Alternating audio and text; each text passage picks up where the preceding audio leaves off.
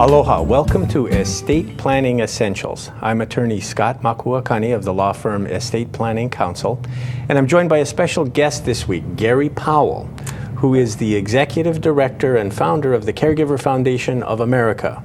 Thank you for having me on. Oh, you bet, Gary. Thank you very much for coming on. Sure. Now, I wanted to get a little bit of background about yourself. You're a local boy, born and raised on the North Shore. Tell us a little bit about yourself.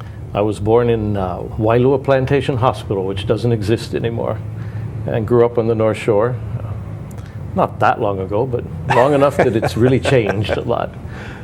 Grew up out there, graduated from Wailua High School, had different businesses on the North Shore. My parents still live on the North Shore, so we're definitely very well connected to the North Shore. But now I live in Mililani.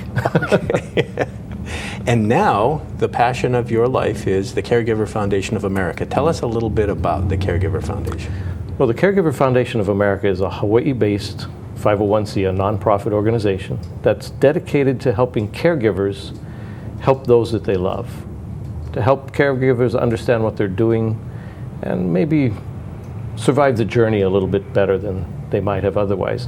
We also work with people who don't have caregivers in several different areas, that they can have a more comfortable life, more secure.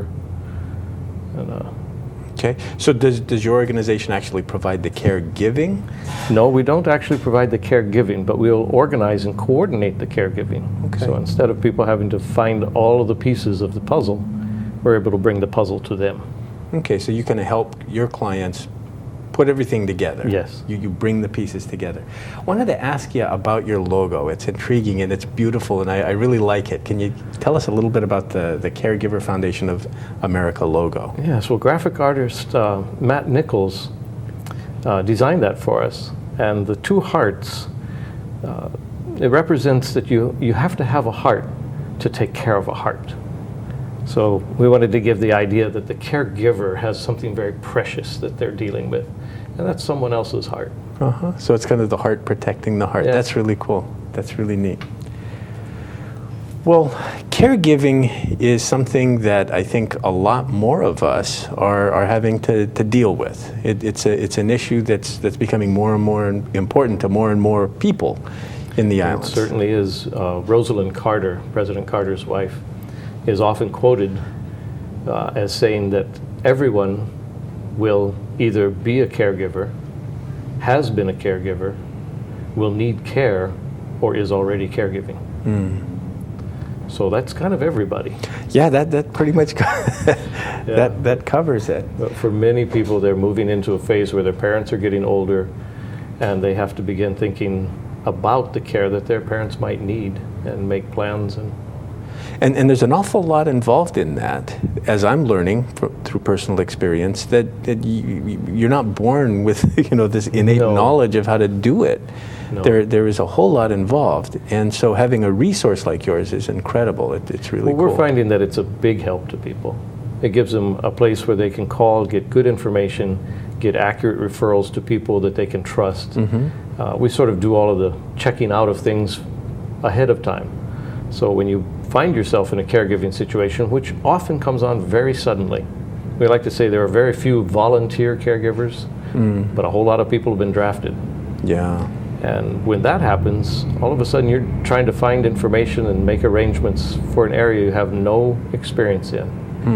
And it's very easy to make poor decisions in what you select. Mm-hmm. So we're able to step in and help people with that.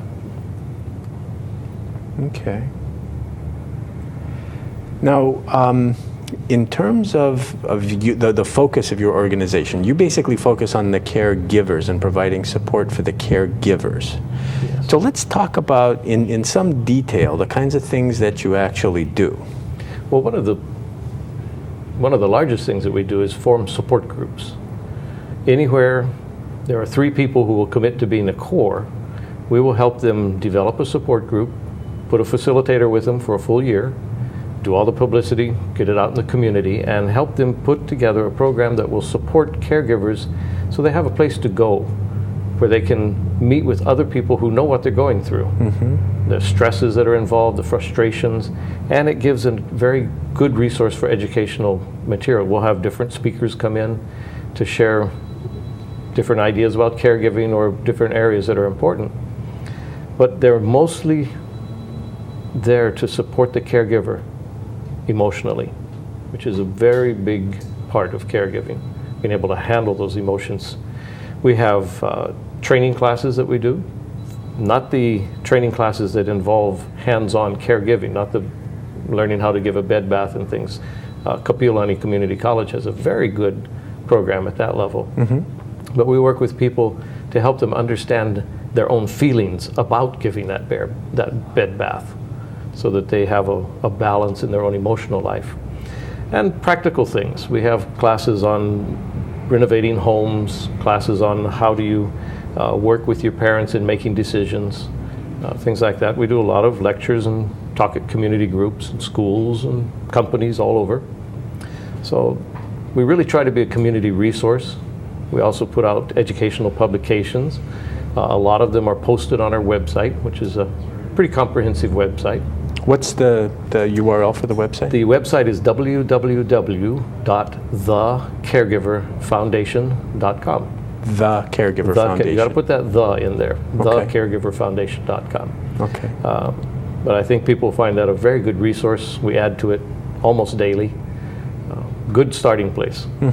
Now, you mentioned the emotional issues, and I do want you to go on and tell us about the other stuff too. But in dealing with the emotional issues, are those primarily dealt with through the support groups?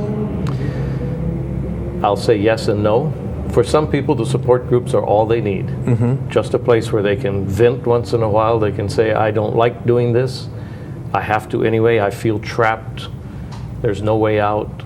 And by being able to express that to people, it takes a lot of the tension out of them feeling that. People who don't have any place to release stress and to find support sometimes can break and become very bad caregivers. You know, there are tragedies that happen when people have a stress level that builds to an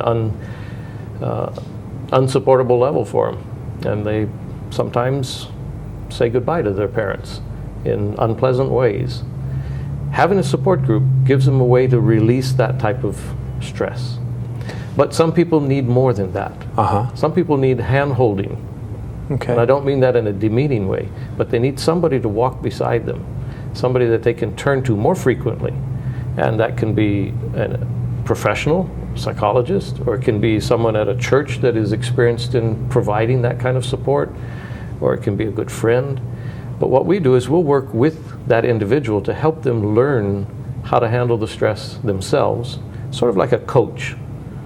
Coach them for a while until they get confident in their caregiving. Now, the emotional issues, I would guess, are probably pretty common.